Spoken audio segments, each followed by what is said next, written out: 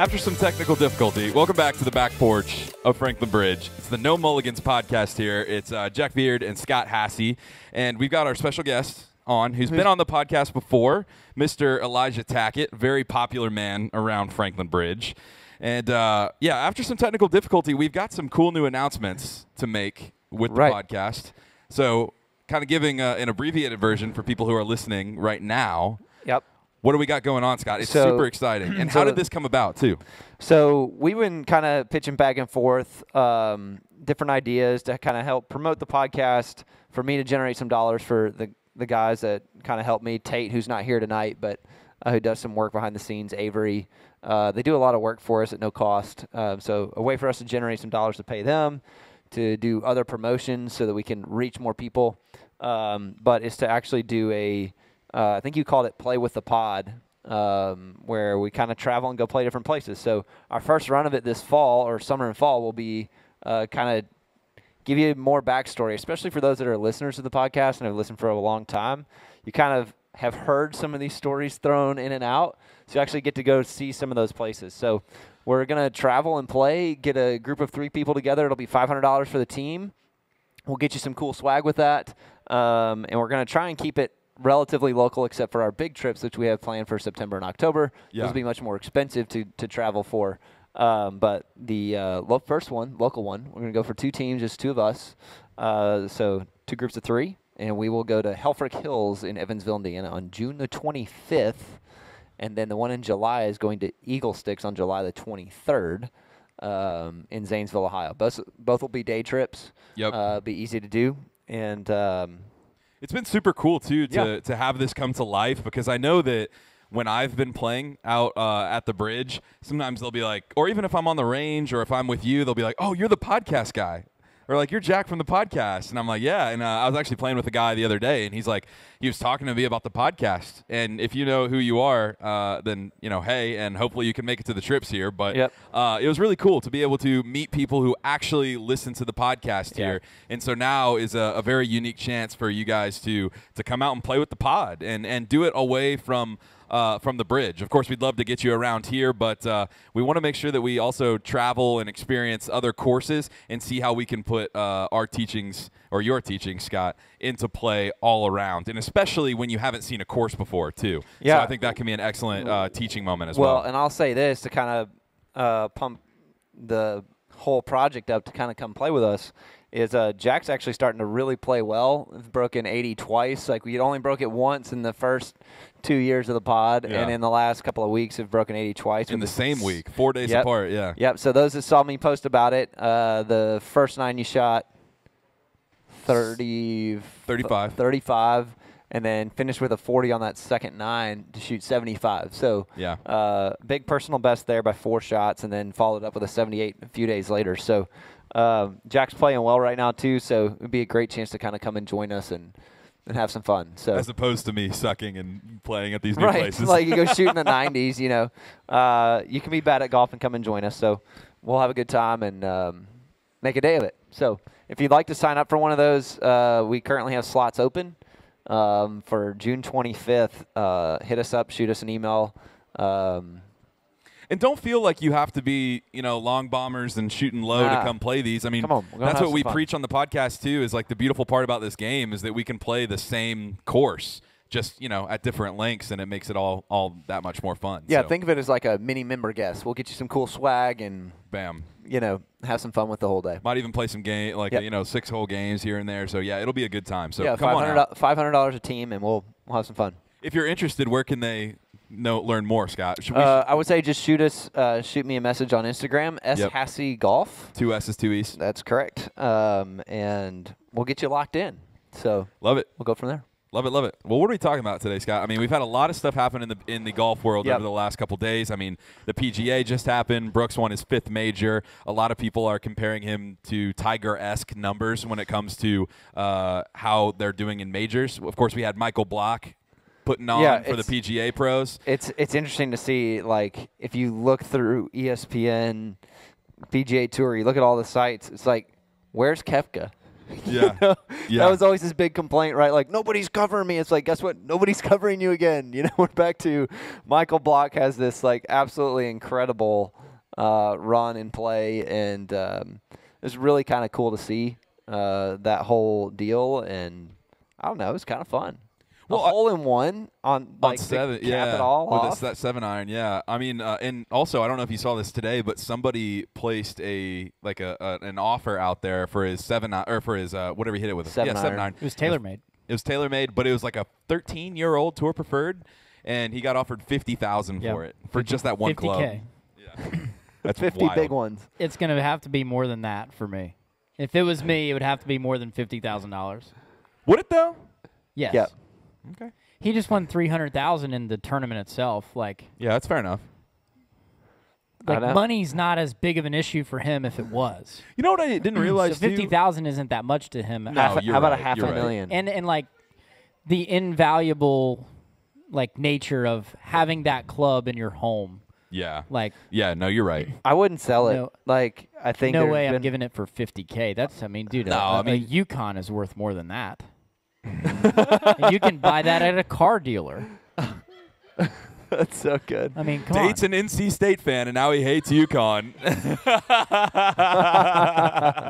By the way, am I like still a special guest at this point, or do I just become like a regular kind of special? No, you're guest? definitely. Here's what you are: a reoccurring guest. There we go. There I we like go. that. I That's like right. that. That's a good a good title as a special guest. That's nominee. not special. That's not special, but recurring.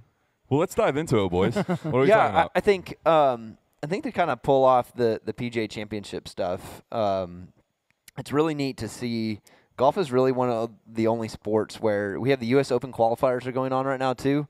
Like, it's really the only place where club pros can get into an event and amateurs can get in. So you don't have like amateurs lining up to play in an NBA game or in Major League Baseball or in basketball. Like, you don't see that happening. So it's just really neat that golf is a sport where just about anybody can play and compete and be around. So Michael Block Eliza. playing well is pretty incredible. And the number of people that are like, Scott, we'll watch you play. Like, you need to make a run. I said, do you all have any idea how hard that is? Like, how good he is? Like, he's qualified for these big tournaments and plays in tournaments throughout the whole year. I mean, he's qualified for them 5, 7, 8 years ago. Like, for me to even make an attempt at it, I'd have to start that run now, and we're talking 10 years from now. Yeah, and that's what I was surprised about after everything transpired. I was listening to him on a podcast that he did, and he's played in numerous PGA events. Like, this is just the biggest one, and this is the best one that he's done in. He said that he's played in a couple really notable events. I think he's had 5 or 6 starts. Yeah, he's just on the tour itself. Right. And correct me if I'm wrong. I think he's played in multiple PGA championships. Yes. Well he just has so never like, made the cut. This is not his first week out there. Right. Just in general, it's not Right. like this random dude just happened to qualify and showed up. Like, yes, he only hits golf balls once a week, but like he has a level of preparation that just your normal club pro would not have if this was their first ever qualifying correct event for the PGA Tour, for the PGA Championship. And we're not raining on his parade either. It's if incredible. If anything, we by are no means. Yeah, by no means. If anything, we are only celebrating the fact that he is way better than most, if not all, PGA pros that are out there right now. Now, he did say in that same probably the interview, best PGA golf professional player. Maybe in the world. Yeah, probably. I mean, he said that there's probably 5 or 6 other people, and especially even people in his section, who think that he could probably beat him straight up right now. And he even said that. But I think it takes a different kind of person, and this is what this podcast is all about, as far as preaching the mental game and preaching how you handle a tournament. And if you're thinking about somebody who's handling the pressure as good as any PGA member right now, it's Michael Block. I think he's very he has a lot of humility, and he's very humble. So, I mean, I think for the most part, if you go down the row and you ask a number of different tour pros or PGA pros at any point in time, they're going to name 5 or 10 guys off the top of their head that they're like, this guy could beat me right now, this guy could beat me right now, this guy could beat me right now. Like, the best players don't ever typically. I think Brooks Koepka is actually one of the players that will tell you how good he's actually playing and be totally bold and honest with it. But for the most part, a lot of those guys are always saying, like, man, I got things to work on. I've got things to get better at. Like, there are other guys that could beat me right now. I played well this week, and the right things happened at the right time, and I won, right? So I think he's just coming from a place of, like, I can always be better, and I'm not going to be arrogant. I'm going to be humble. I think he's choosing to be that way. Yeah, I agree. In my opinion. Yeah, I would say too. One of the neat things from the teaching perspective is that, like, as an active player, you have a way of relating to your students that you don't if you're not an active player, right? So it's why I have Elijah on the golf course. Like, as an active player, he's played professionally for the last 2 years. He's out there on the golf course. That's where most of his time is spent.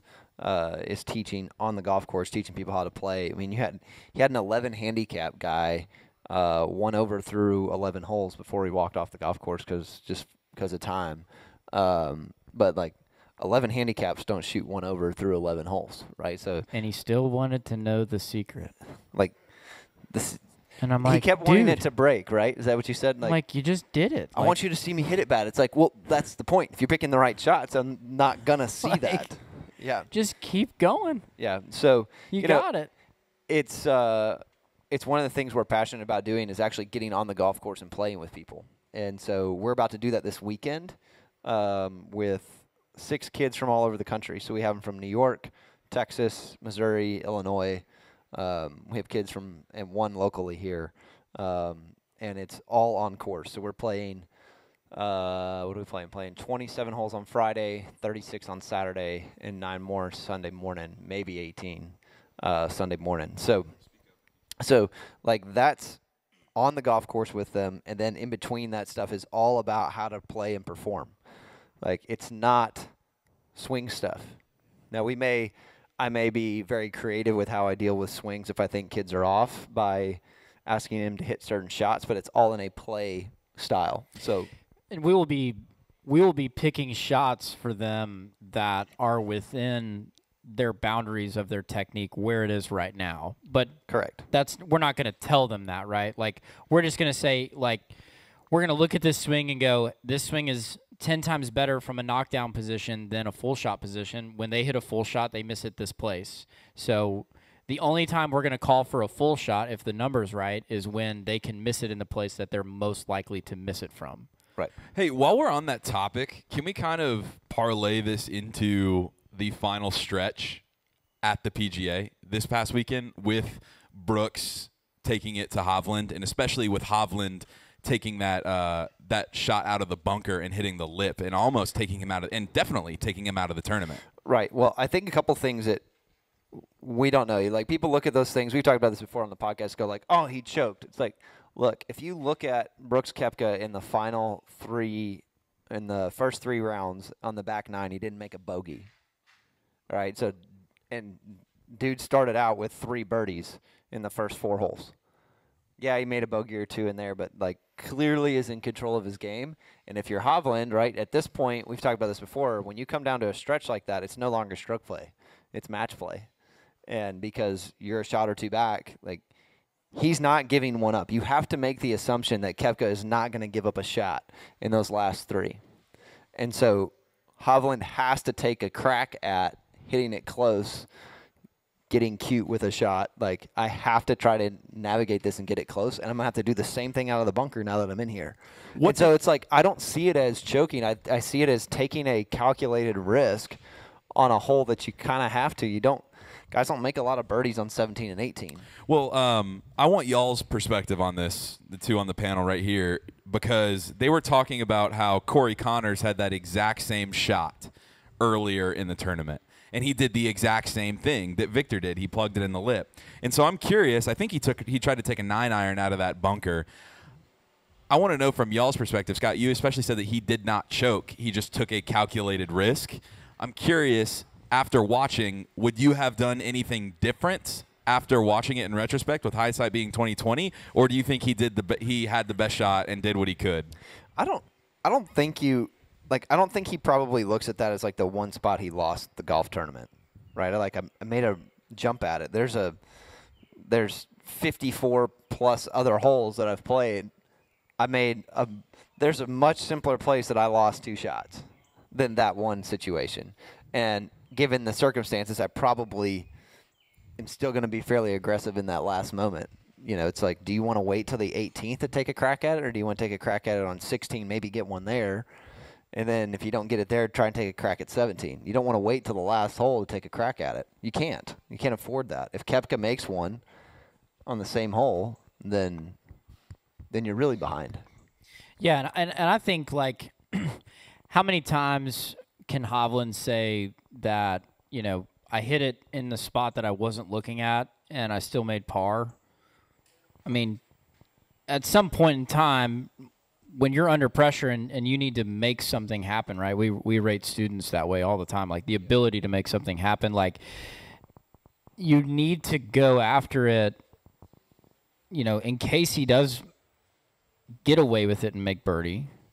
You still have time for Brooks to either fall back to you or for you to make another move. But like Scott said, I mean, you can't wait too long because, I mean, if the guy knows he's just got to make 4 standing on 18, then he's probably got you beat, most likely. Yeah, I mean, if that shot carries, 3 or 4 yards further, makes birdie, he's a hero. Right? Sure. The whole game the whole tournament flips, and now he's got a 1-shot lead. But it's calculated risk, right? So how many times did he get away with something in the first, 70 holes or 69 holes, 68 holes, whatever it is? Yep.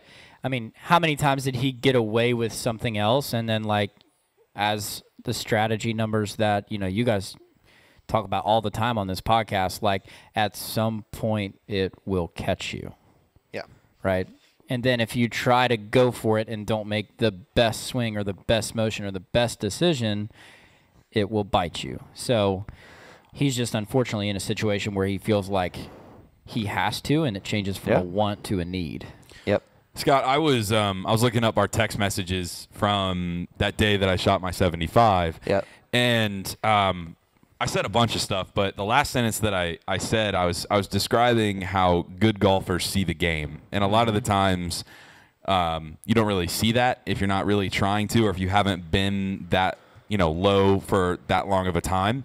And I said this is the last sentence I sent to you. I said, it's about knowing when to manage the hole and when to apply the gas appropriately. Yeah. And I'm curious in that situation that we saw with Hovland, do you think that he was applying the gas in an appropriate position, knowing that he was out of position? And to that question, and bringing up what we just said, I would say yes. He tried to apply the gas in a position that was more or less probably his last chance to do so. Yeah, I would say this, and this is my thing anytime I analyze stuff on the tour in terms of, like, specific moments, the only person who knows the answer to that is him. Right, like, I can make inferences, but I think within reason, it was a reasonable, like, I got to hit it close. Like, I can't hit it to 25 feet and expect to just make a long putt. Like, the make percentage at 25 feet is very low, even for the best players in the world. I mean, we're sub 15%.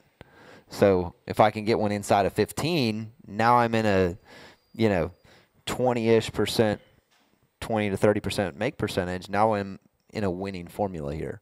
So, yeah, it comes at the risk of it ending up in a bad spot. I think at the end of the day, if he's okay with the decision he made, then it doesn't really matter. At at the bottom of it, at the core of it. Like, if he goes, you know what, I missed some other opportunities earlier in the tournament. You know, I came up a little short this week. Like, if he takes that and says, I'm going to win a major, it's just like that 20-footer. It's like it's only a matter of time as well, right? It can bite you, but it also, like, at some point he's going to win one too. Yeah, he is. It's Sergio winning the Masters. Like, at some point, the dude is good enough. He's going to win a major. Right. You just don't know which one that's going to be. And timing-wise, I mean, it could work out or not work out for 10 or 15 or 20 starts or 50 starts. And you could be a great player and not win a major until you're 42. Well, that was Phil Mickelson. But it doesn't. Right. If you're good with the decision you made and you feel like you made the right decision, then, again, only he can answer that. Right. If he feels good laying his head down on the pillow at night, then he made the best decision he could have in that situation. I think one of the things that is really hard to articulate, and Elijah's kind of making some little comments here and there, is how detailed strategy actually goes. Like, if you think the swing is complex, golf strategy can go even further. Like, there's so much nuance into how to read a lie, how to hit certain shots, when to pull them off, when to hit them, when not to. I mean, there's the whole ebb and flow of a round, and that's really difficult to teach. Elijah's really good at it. It's why I've got 2 books on it. It's why we do the podcast.